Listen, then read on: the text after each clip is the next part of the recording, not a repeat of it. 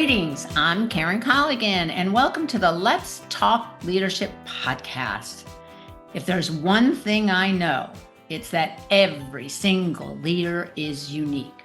There's no single way to lead, and your leadership style is shaped by your experiences, by your values, and by your strengths. And that's why this podcast exists. We bring in leaders from all walks of life to answer the same 6 questions, revealing their unique approaches to leadership. And so why does this matter to you? Because leadership isn't about following a script. It's about figuring out who you want to be as a leader. So listen closely, take what resonates, and start shaping your own leadership path.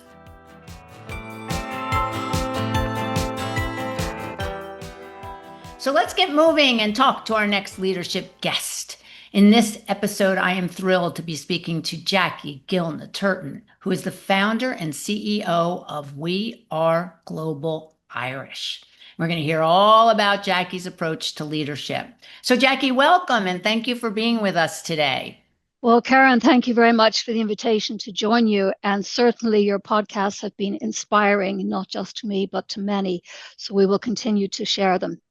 Gosh, my journey has been quite a journey. I've lived in 3 countries over 2 continents, multilingual, and that has certainly shaped my vision and understanding of leadership.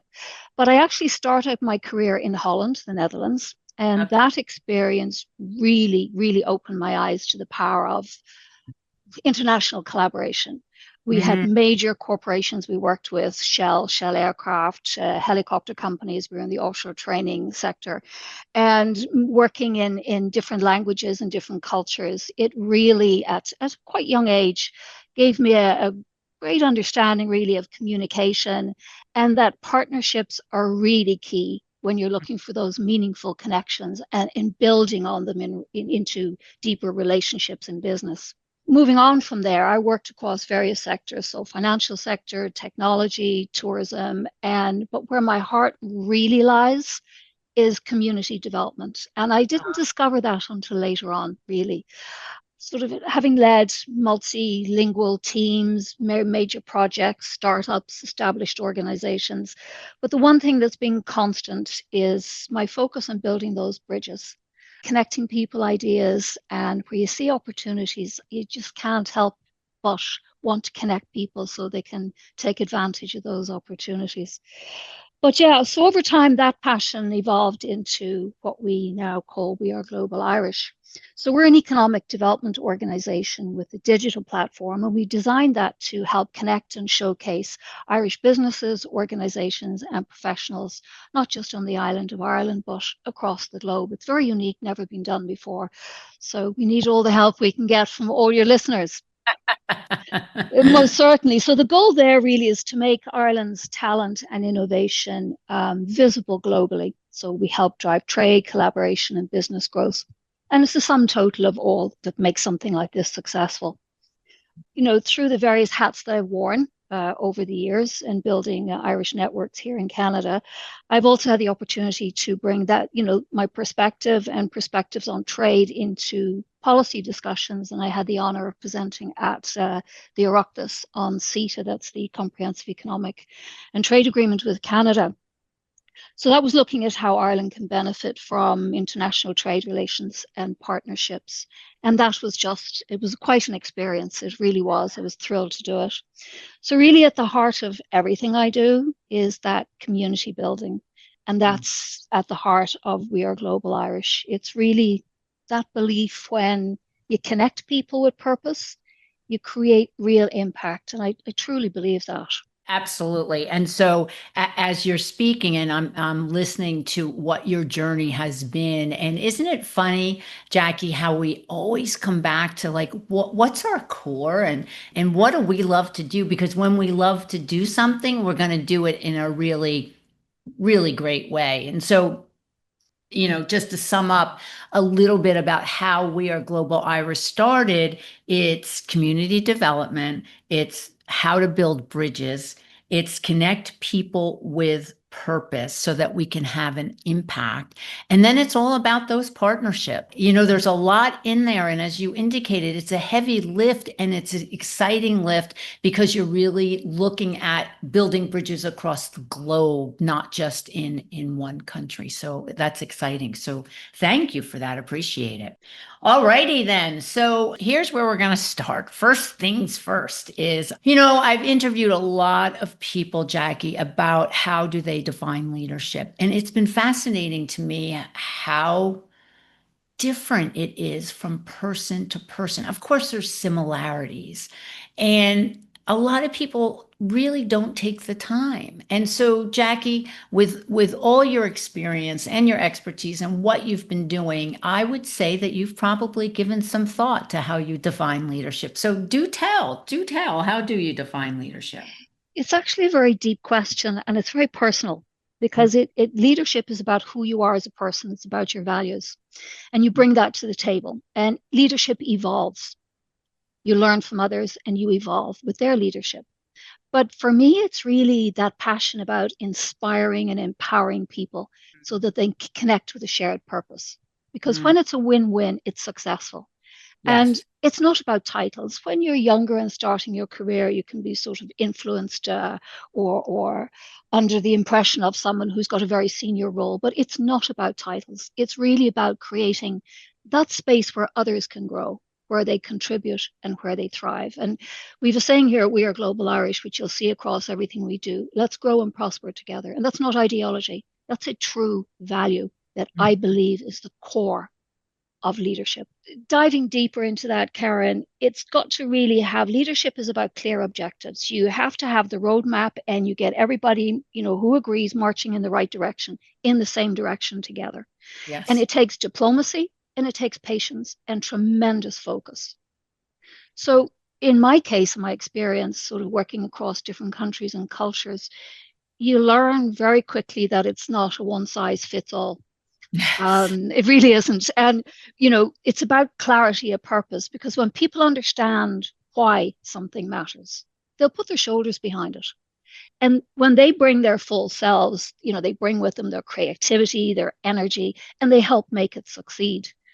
But when the why is clear, they come together really as a strong, united team. And that's what I found. But let's be honest, leaders are human and we Yes. need to be motivated too. And it's often the focus is on sort of how one thinks about leadership. And I often sometimes ask others when they ask me about this is, how would you support a leader? How would you inspire a leader? Because that's the fundamentals of that person evolving into a person with leadership capabilities. Because we leaders, we do need to be motivated too and energized. And that comes from the support of our team around us and the belief they have in our values and our vision. Yeah, oh, absolutely. And when you think about a leader needs to be motivated as well, not only inner motivation, but also, as you just indicated, from their team, from the service or product that that organization is moving forward. And when I think about the why, there are so many people, Jackie, who don't know what the why is for what they're doing. So, strong leadership, you have to have that purpose. You have to be able to communicate that purpose. You have to give people a reason to believe and stay. And I see time and time again in my work that leaders have expectations. Well, I say, therefore you will. And that's just not for me, good, strong leadership. And it's actually quite frightening, if I must tell you. And it's really about collaboration. And so when I think about leadership, it's about that coaching piece. It's about bringing people along, as you said earlier. It's about growing people so that they can have a career and recognize what they have and what they can give to an organization. Yeah, I mean, for sure, when you look at even just the name People Think, Karen, I mean that makes us think about, well, what do people think? If I'm trying to get them, if I have an objective and people they believe in the objective and we have a shared goal and now we all have to head in the same direction to get there, we need to know what they think and they need to know what we think. So it's bringing those thoughts together that unites a team and makes them strong. And that's why I was, the first time I saw the name of your company, I thought, okay, that's actually really good. It's very broad and very deep. Yes, yes, yes. And I will tell you, Jackie, I've been in, I started People Think 25 years ago, and I always say I am in business because people do not think. So I'll be going forever and ever and ever. That is for sure. Anyway, so let's get to our second question. And you've already mentioned this a little bit about values. For me, values are the guiding light. Values are how I sleep at night because when I can make decisions based on my values, as hard as the decision might be, at least I know it's the right decision. So tell us, what are your three top values? How do you lead as a leader from a value perspective? Ingrained in my DNA, integrity, collaboration, and vision. That's just from early on. Mm, That's what drove me. That's what I believe in. And if there's anything I'm not comfortable with, to this day, I would lie awake at night. I think integrity, because it's trust. It's the foundation of every relationship. yes. And if you have to follow your gut feeling as well. It's not mechanical. It's truly intuitive. And collaboration, well, progress happens when people and organizations, companies come together. Yeah. That's the beginning of progress. So without collaboration, there's just no forward movement. And vision, well, we spoke sort of hit on vision earlier, but leadership means guiding others.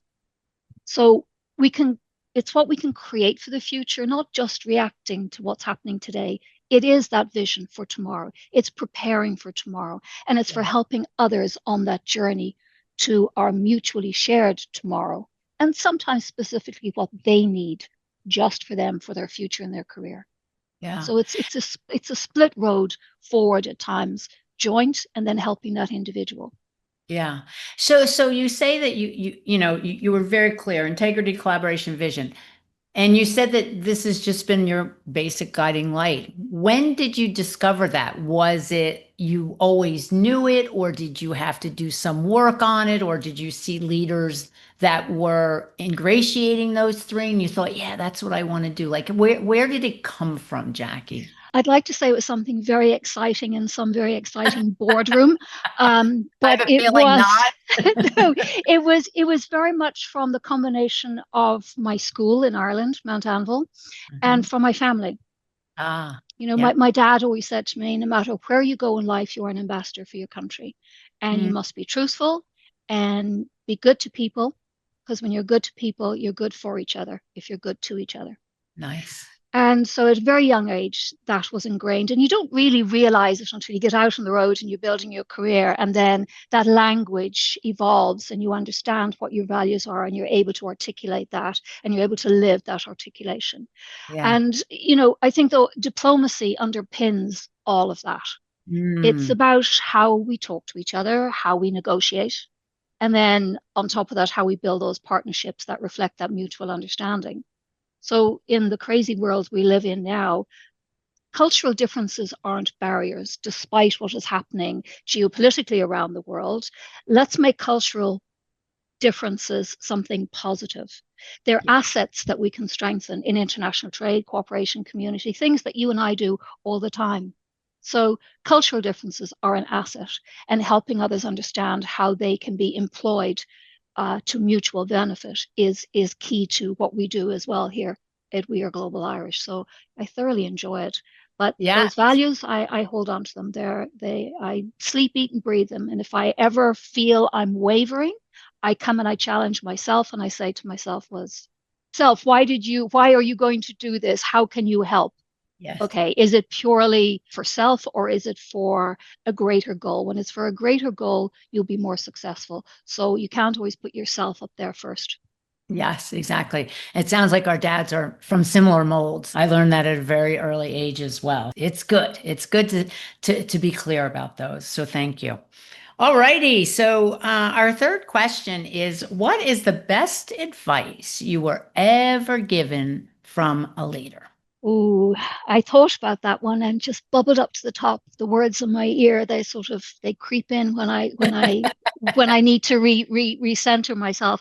Never underestimate the strength of your roots and the value of your network, Mm, because that really shaped my outlook and my work with the Irish abroad. So our networks, whether they're professional, personal, cultural, we carry immense power as an Irish community. And the way we activate that power matters. So that's why engaging with diplomacy and awareness of our words and our actions is really it's critical wherever we are in the world. yeah. That diplomacy, it expresses itself not just through politics and trade, and we have our diplomatic missions that do that, but we too, as individuals, as professionals, we can Mhm. do that through sport, education, culture, and it all comes back to our shared values. Yes. So it really influences how we speak with others, how we engage, how we connect.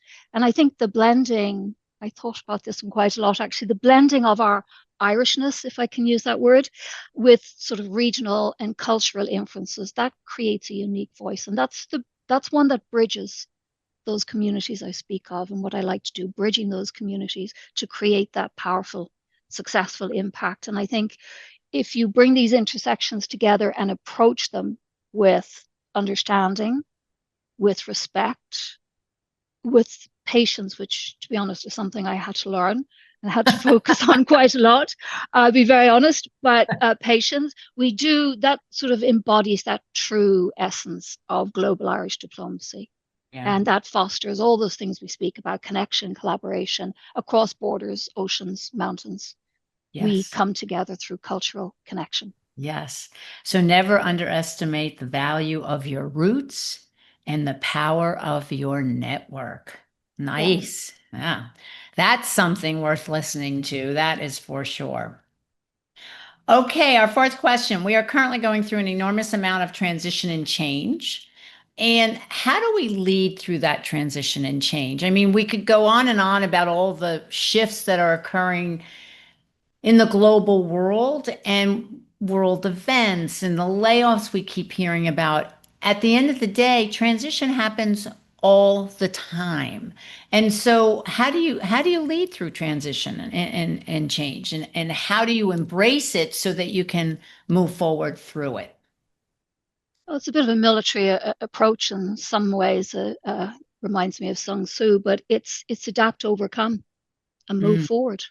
And mhm, I think if you have a clear sense of purpose, again, we just going back to the why, which is something I often come back to. But mhm, you also, if you look at transition in a leadership role, and even for oneself in family and personal relationships, it demands that you are calm. It mm, demands that you communicate clearly and with conviction. If you don't believe something, don't engage. Don't mm. ask others to follow you, to support you, if you're just doing it because it's something that should be done and not something you believe in. So, that transition, helping people through transition, comes truly from those values of integrity that you believe in what you're doing.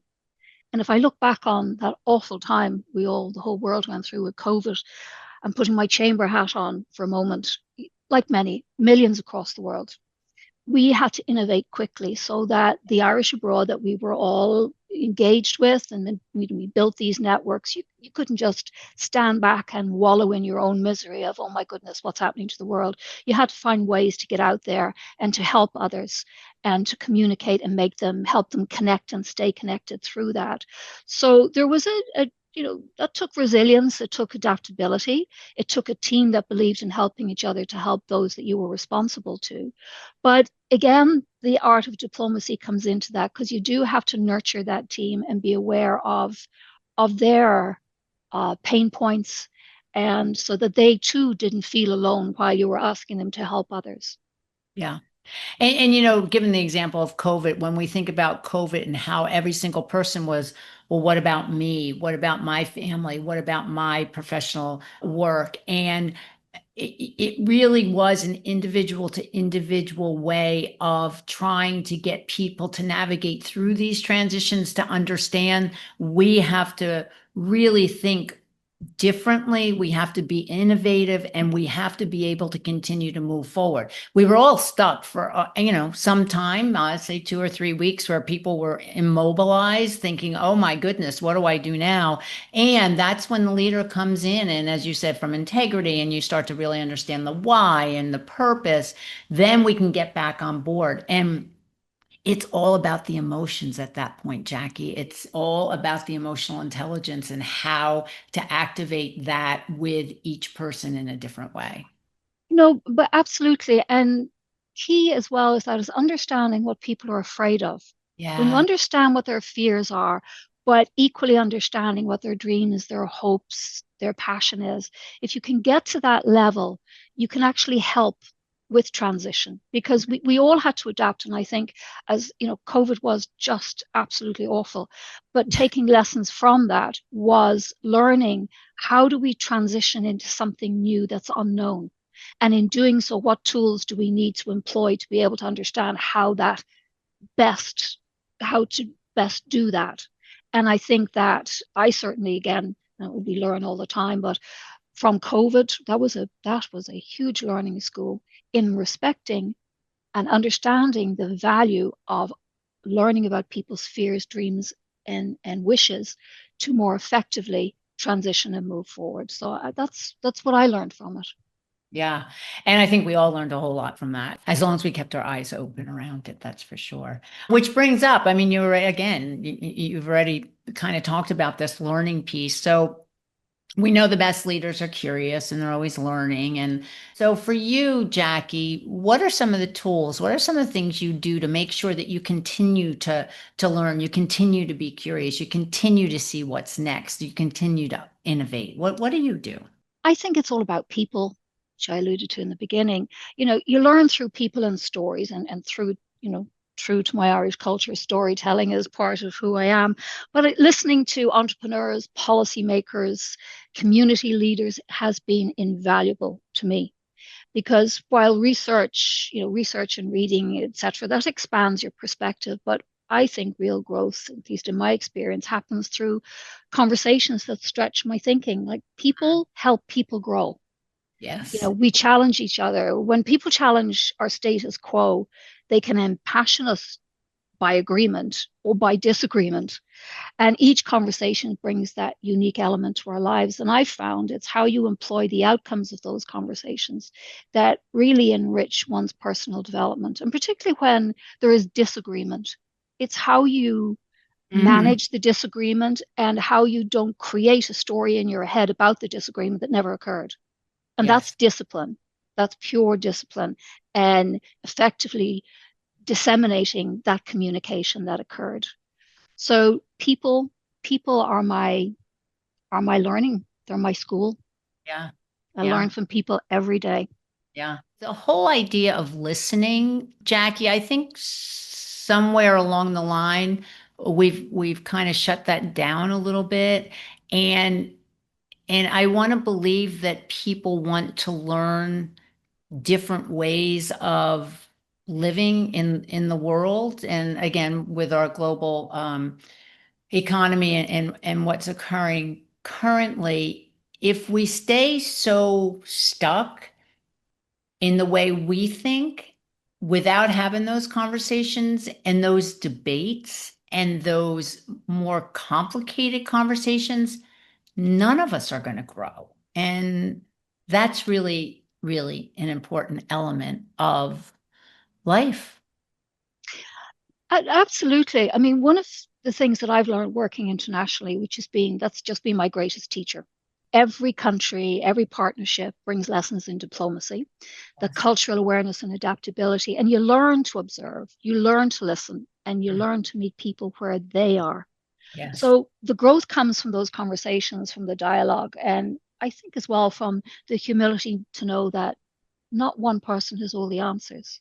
Mm-mm. But again, I work in I'm trilingual, and I have found that sometimes English can be interpreted in different languages in different ways. The English word, some are absolutely hilarious when you hear what people have understood you to mean, and the others quite shocking. But the others can actually throw a wrench into negotiations. So I think it's really important to learn that at every step of the way of a negotiation, that you have got to regroup, recommunicate, make sure you understand what the other parties understand you to be saying, not just the written word, but the spirit of what you're saying. And it's the old fashioned concept, or not old fashioned, but the classical concept of the spirit of the agreement. And that is something that's so important to translate during negotiations. And that's a true leadership role, because you have to spend the time building the relationship so the parties get to know each other. So that spirit of the agreement becomes embedded as part of the relationship and not just the written word. The written word then has more clarity. And particularly, as I said, once people are translating English, it's not their first language. Right. And all of that in terms of building relationships is based on trust. It's based on integrity. It's based on, am I going to be able, Jackie, to believe your word and that you will stick to your word? I mean, that's how we move forward. And as you said, the spirit of the agreement is much more oftentimes as important of what we haven't said versus what we have said, because everything else written down, we can check the box, check the box, check the box. Yeah, it reminds me actually, we did our launch in Galway in 2024, and we got terrific support. One particular, Fergal O'Connor, he's the CEO, it's just a story for a moment. He's the CEO of Buy Media. And we have the bottom of our website there, we have the testimonials. And Fergal tells the story of We Are Global Irish being a movement.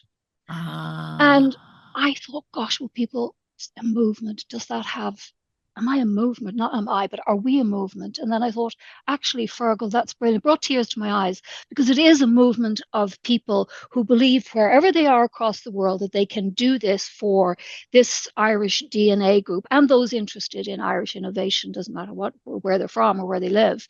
yes. But it struck me just on that term, that talking about the use of the word in English, movement, because somebody asked me in Dutch, what did we mean by that word? What did he mean by that movement? Ah, And it gave me then a chance to explain, and that brought back really that whole nuance of communication and integrity to make sure it's understood in the spirit of what it is meant. And I think Fergal really coined it. We were very proud actually to hear that description. yes, of course. Yes. Okay. So, our last question: what piece of art or music or literature or whatever else keeps you balanced and brings you joy? With joy being the operative word here. Because when I think about leadership, Jackie, it's the whole person. It's the whole way that we operate in the world. And if the leader's always being depleted and doesn't fill back up, then they're not going to be a strong leader. They've got to have ways that really give them joy. So what are some of the things you do that bring you joy? Well, when I was living in the Netherlands, I bred and trained Dutch warm bloods. So that was my end of day. Well, it was most of my day. It was my end of day piece, was to go out to the yard and just be with the horses, be with the young foals of the season, and that brought a tremendous amount of calmness to me. Ah, Now, I made the decision not to bring the horses over with me when I moved to Canada. So very much now it's Italian music. I absolutely love all genres of Italian music. It sort of calms me. And there's mm. something about its precision and the elegance that just recenters me after a long day. But I have to say, the competition is there with the mystical sounds of our Celtic music. That's still it still gives me the butterflies, and it makes me think of home and sort of the rhythm of that wind and the ocean. And I don't miss the wind, and I certainly don't miss the rain, but I passionately miss the ocean. I always said when I was growing up, I would never live far away from the sea. And here I am, landlocked in Ottawa. But yeah, look, that's the beauty of music and culture and people you love. They travel with you in your heart. So Yes. those sounds, whether they're classical, traditional, they ground me. And that's what leadership is. It's like music. It's about Yeah. harmony. It's about listening. It's about blending. And it's about finding that balance between all the notes that make up our global lives. Mhm. And that very much is to the core of when we're good to each other, we're good for each other. Mm. Yes, isn't that the truth? Here, here. Okay, I love this. Great. Thank you so much. It's always so fun to talk to leaders, get their insight, get their thoughts around these questions. And that last question for me always gives me so much joy because it just kind of frames who a human being is, no question about that. So that's really great. Thank you so much, Jackie. I really, really appreciate your insight and thoughts about all of this. And so for everybody else, thanks for listening. And I'm Karen Colligan, and you've been listening to Jackie Gilna-Turton, who is the founder and CEO of We Are Global Irish. And if this leadership podcast was of interest to you, go to our YouTube channel, People Think NY, and listen and share and comment. So till the next episode of the Let's Talk Leadership podcast, have a good one. And don't forget to keep it real. Editing by Catherine Mary Lee. Thank you so much.